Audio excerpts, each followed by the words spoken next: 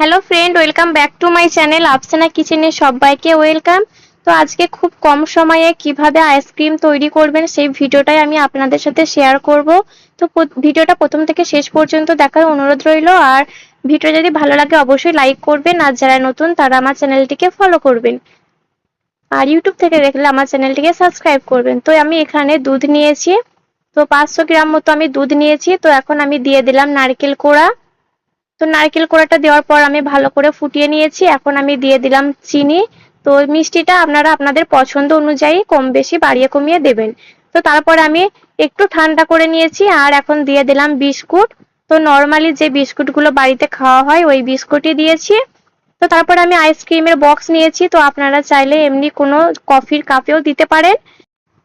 তো আমার 500 গ্রাম দুধে 6টা আইসক্রিম হয়েছে। তো আমি এখন আইসক্রিমের খাপগুলোতে সবগুলোই দিয়ে দেব। আর আমি